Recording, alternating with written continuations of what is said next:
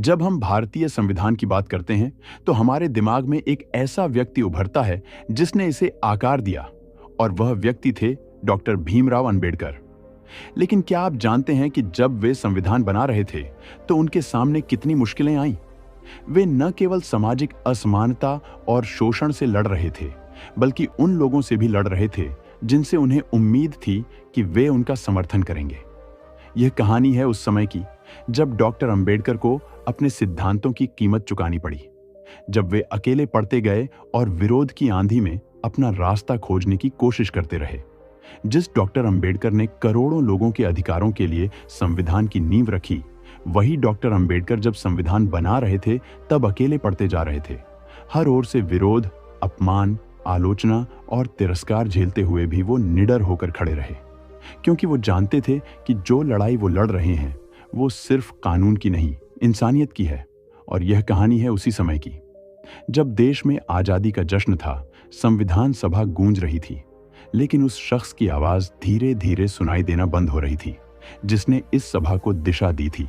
1947 के बाद जब संविधान सभा ने डॉक्टर अंबेडकर को ड्राफ्टिंग कमेटी का चेयरमैन बनाया, तो यह मान लिया गया था कि अब भारत का संविधान न्याय, समानता और स्वतंत्रता की भावना से लिखा जाएगा।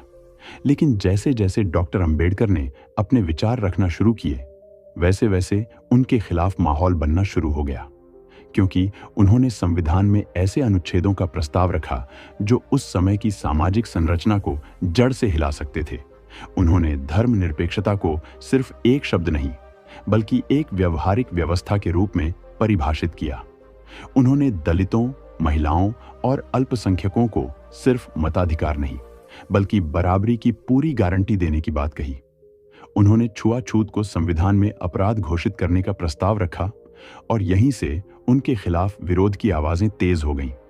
कई सदस्य उन्हें ब्राह्मण विरोधी, हिंदू धर्म के शत्रु, अल्पसंख्यक तुष्टीकरण का समर्थक कहने लगे। अखबारों में लेख छपने लगे जिनमें डॉक्टर अंबेडकर की छवि को तोड़ मरोड़ कर पेश किया गया। उन्हें ब्रिटिश मानसिकता वाला, पश्चिमी विचारधारा का पोषक बताया गया। लेकिन डॉक्टर अंबेडकर इन सब बातों से विचलित नहीं हुए। उन्होंने संविधान सभा में लगातार 2 साल 11 महीने 18 दिन तक दिन रात मेहनत की। उन्होंने भारतीय समाज की जटिलताओं को ध्यान में रखते हुए ऐसा ढांचा तैयार किया जो एक समावेशी लोकतंत्र की नींव रखता था। संविधान सभा की उस टीम में पंडित नेहरू और महात्मा गांधी जैसे बड़े नाम भी शामिल थे, लेकिन जब बात डॉक्टर अंबेडकर के विचारों की आई तो उनका समर्थन वैसा नहीं था जैसा होना चाहिए था।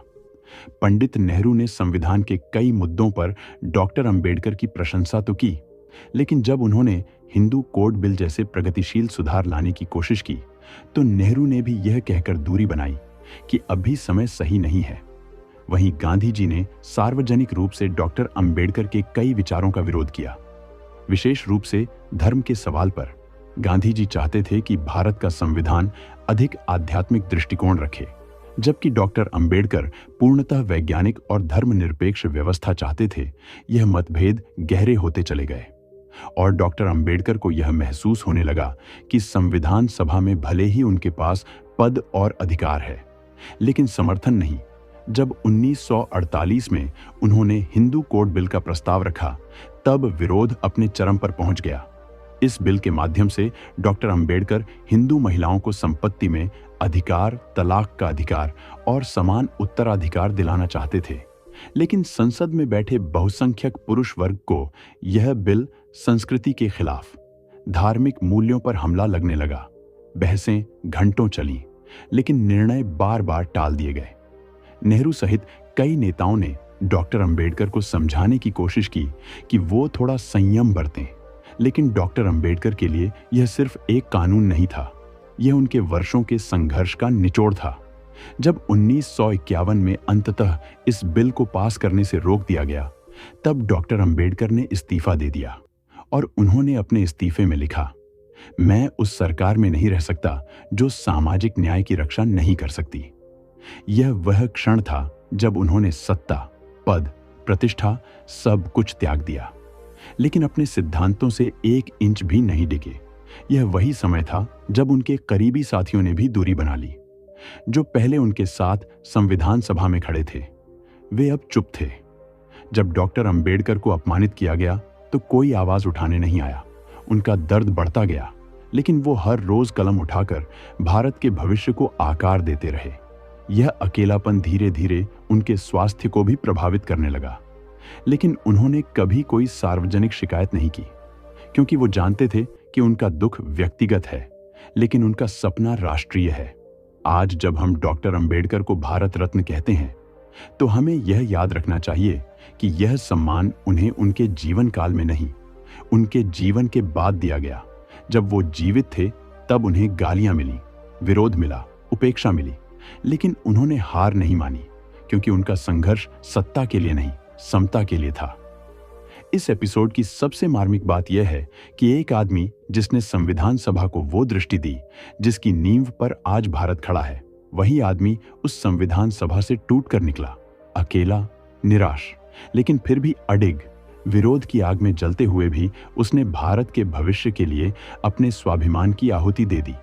यही वजह है कि जब आज संविधान की बात होती है तो सिर्फ किताबों के अनुच्छेद नहीं, बल्कि डॉक्टर अंबेडकर का वह संघर्ष याद आता है, जिसमें उन्होंने अपने जीवन का हर पल देश के नाम किया। विरोध के सामने झुके नहीं, अकेलेपन से डरे नहीं और इतिहास के पन्नों में अमर हो गए।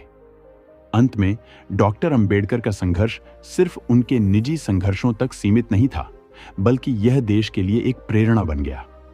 जब वे संविधान सभा से बाहर हो गए तो उनके दिल में गहरी निराशा और अकेलापन था, लेकिन उनका दृष्टिकोण कभी कमजोर नहीं हुआ।